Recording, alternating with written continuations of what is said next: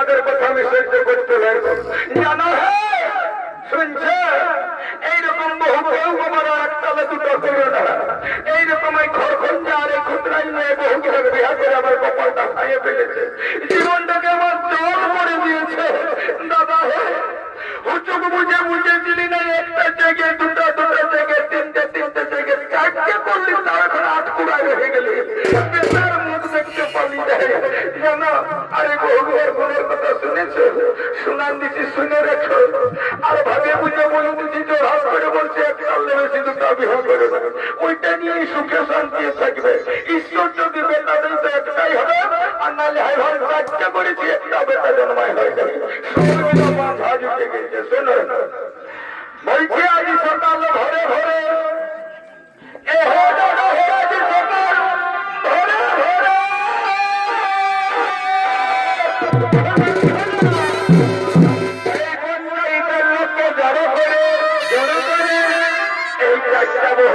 আমাকে যাকে দিতে মারেছে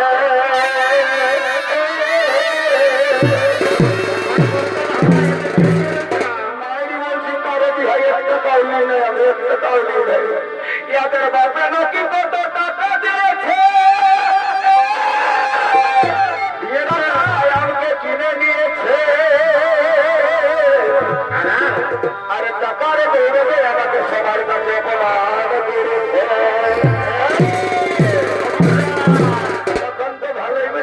মোবাইল দিব একটা স্ক্রিন টাচ খেলা, মোবাইল দিব ঠেলে ঠেলে জ্বালাই হবে। এখন কষ্ট কিসের লাগিছে? শুন শুন শুন, বিহারে সবাই টুকু পেঁদা কথা বলে, ওইটা শুনে আমিও বলেছি। তবে লেলো হরি করে টাকা ধর, হাইলে তোর টাকা ধর। আরে গাছে তোর বাপের ঘর বাপের ঘর বাপের ঘর যাবে, বাপের ঘরে ঢুকে লাগবে। আর বাপের ঘরে যায় তুইলে, বাপের ঘরে যায় তুইলে টাকা দিলাম চিবাই চিবাই খাবি। আমার মতন